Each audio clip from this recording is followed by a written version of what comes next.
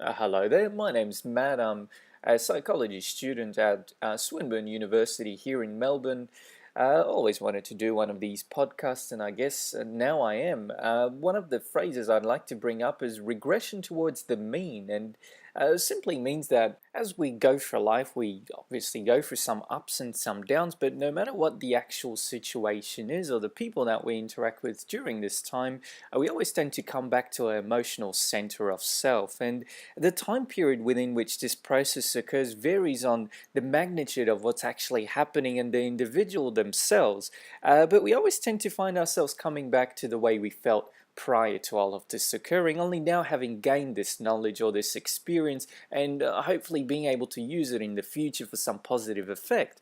Now, before I do something a little bit different, which is talk about double entendres and double speak, I'd like to do something that's a little bit the same, which is to do the weather. Being that I'm here in Melbourne, I'd love to do the Melbourne weather, and for all the weather updates, I go to weather.com.au. So, as it is, today's weather on the 5th of June, Tuesday, light rains early morning, clouds, cool and breezy, 9 to 13 degrees with humidity around 84%. Right, now back to something a little bit different, which is to speak about double speak or double entendres, phrases or words which contain a second meaning different to the one of the literal one, play on words, or perhaps even some sort of a hidden message or hidden undertone in between the lines, intending to have some subliminal effect on the listener. And if you excuse me there for a moment, I'll just take a sip of my coffee.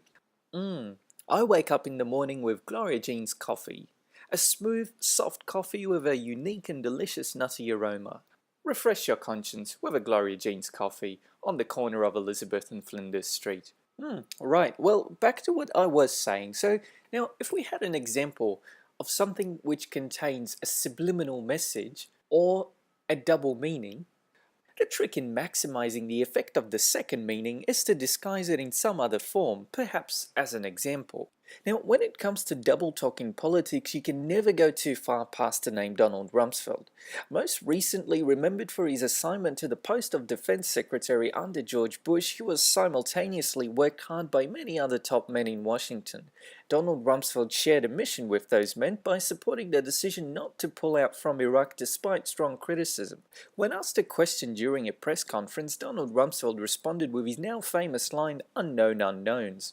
Not knowing comes as an advantage of double talk. While being much more subtle, Donald Rumsfeld manages to somehow draw a string from his answers during an Al Jazeera interview to something else entirely. Perhaps the interviewer saw it from a different perspective, and that's exactly what makes double talk or double entendre so special. Because there is no one-to-one correspondence between our physical and psychological reality, they enable us to create this symbiotic relationship and to, even if for a moment, share a common perspective.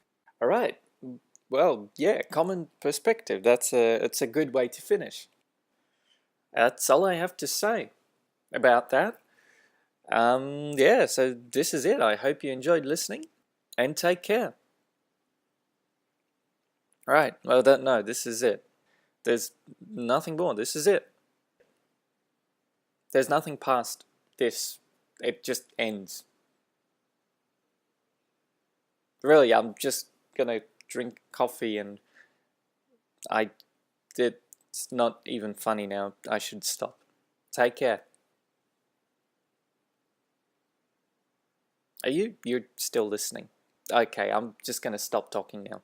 Take care. I hope everything works out for you, and if anything, live long and prosper. I'm not good at ending things. I should really just. Okay, that's it. I'm done. Take care. Good night. Oh, more. I, that's just stop listening.